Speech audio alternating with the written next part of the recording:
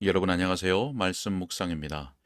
우리는 지금 찰스 스펄전 목사님의 설교를 통해서 마태복음 말씀을 묵상하고 있습니다.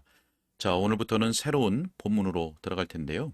마음이 청결한 자의 복이라는 제목으로 설교했던 마태복음 5장 8절의 말씀입니다. 본문의 말씀을 먼저 읽도록 하겠습니다. 마음이 청결한 자는 복이 있나니 그들이 하나님을 볼 것이며. 아멘. 자, 설교 본문의 내용을 읽도록 하겠습니다.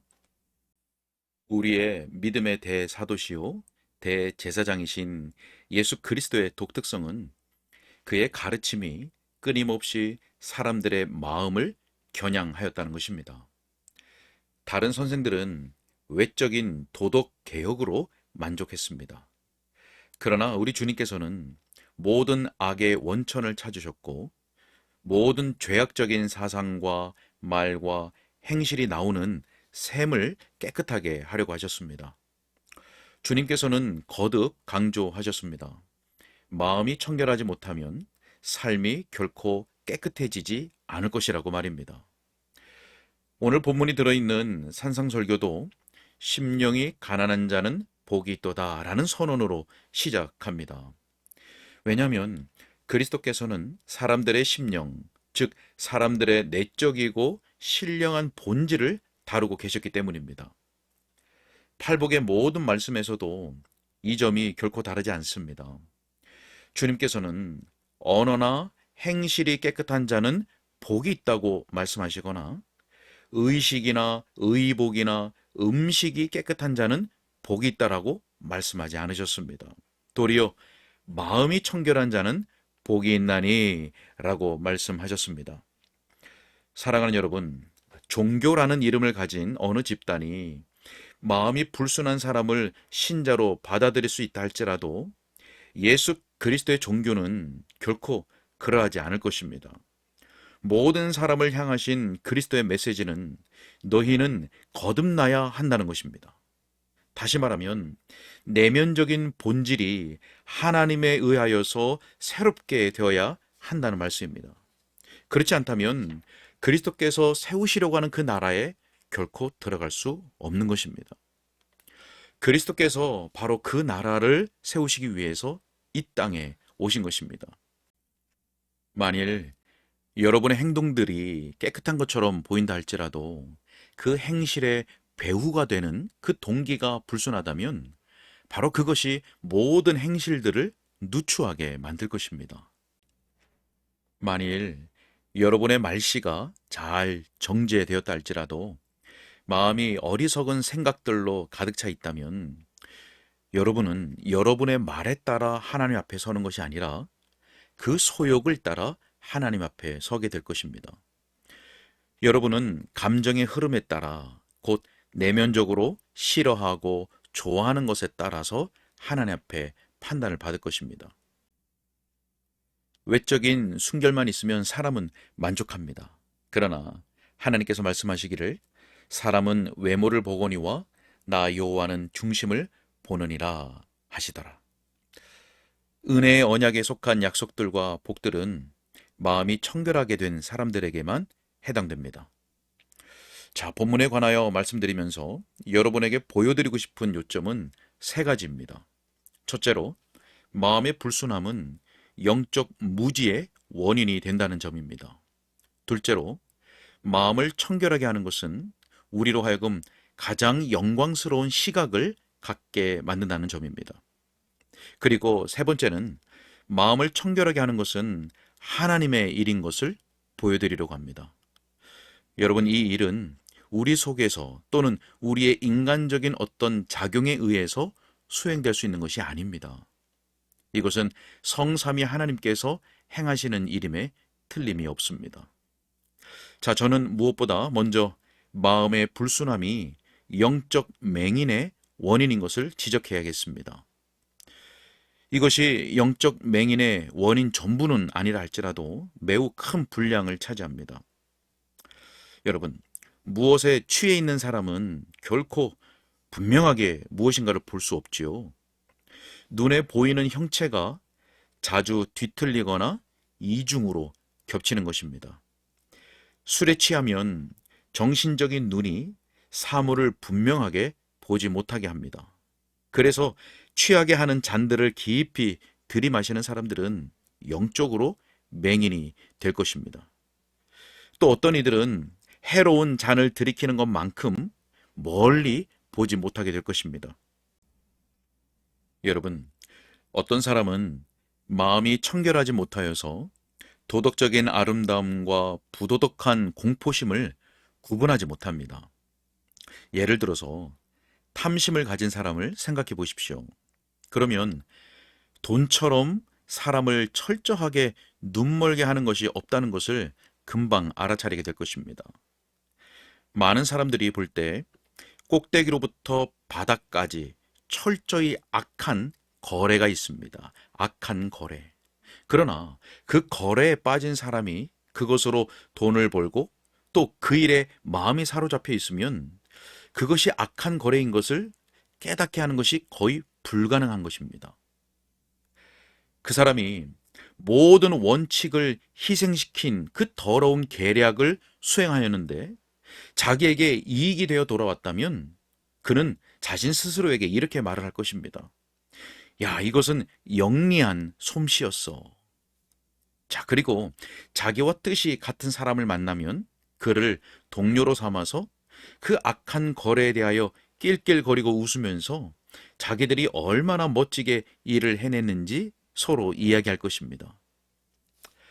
욕심 사나운 사람들에게 너그러움의 그 아름다움을 보여주려고 논리로 따져서 설명하는 일은 소용이 없는 일입니다.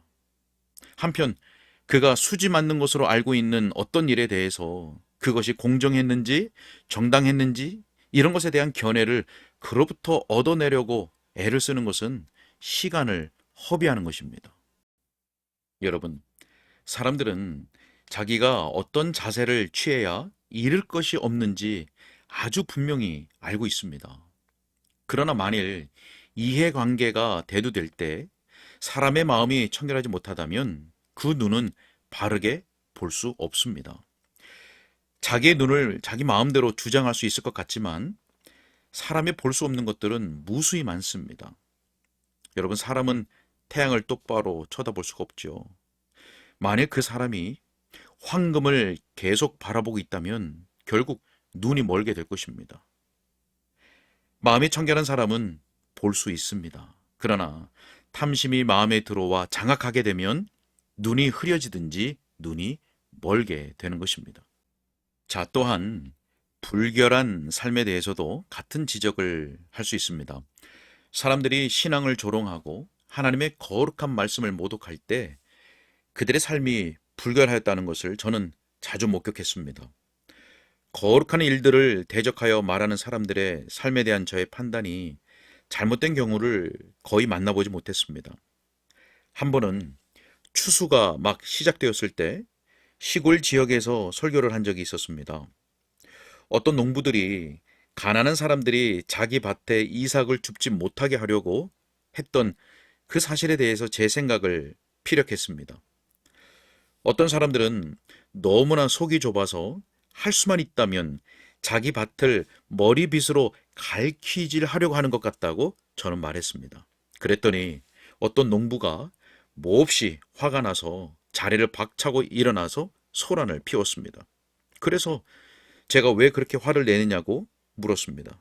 그랬더니 그는 정말 단순하게 대답했습니다. 나는 항상 내 밭을 갈퀴로 2번 긁거든요. 아마도 그는 불쌍한 사람들을 배려하는데 어떠한 즐거움도 느끼지 못하는 사람이었을 것입니다. 저는 그 사람에게 좋은 말로 타일러서 그러지 말라고 나무랬지만 제압할 수가 없었습니다.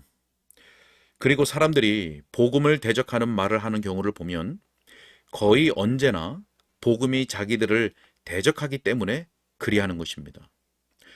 복음은 그들을 밝혀내며 죄로 그들을 고소하고 억제합니다. 앞만 비추는 등불을 들고 찾아온 경찰처럼 복음이 그들에게 임한 것입니다. 그렇게 눈을 뜨게 하여서 자신들의 불의함을 보게 한 것입니다. 그러니 그들은 화를 내는 것입니다. 하나님께서 자신들을 어떻게 보시는지 알 수 있었다면 그와 같은 식으로 살지 않았을 것입니다. 또한 그런 무모한 삶을 계속 살지 않았을 것이며 자기들을 파멸시킬 뿐만 아니라 다른 사람들을 부패하게 하는 일도 계속 하지 않았을 것입니다. 그들이 진실로 눈을 떠서 보기만 하였다면 말입니다. 그러나 이 악한 것들이 마음에 침투하여 들어와 좌정하면 반드시 눈이 멀게 되어 있습니다. 네, 오늘은 여기까지 읽겠습니다. 네, 여러분 우리가 기억해야 하는 것이 있는데요. 주님의 모든 말씀뿐만 아니라 팔복의 말씀은 윤리적이거나 도덕적인 그런 교훈의 말씀이 아니라고 하는 것이죠. 주님의 모든 말씀은 우리의 영혼, 우리의 마음 혹은 샘을, 마음의 샘이죠. 그 샘을 향하여 있다고 하는 것을 꼭 기억해야 되겠습니다. 그래서 팔복 가운데 여섯 번째 복인 오늘 말씀도 마음이 청결한 자에 대한 말씀인 것이죠.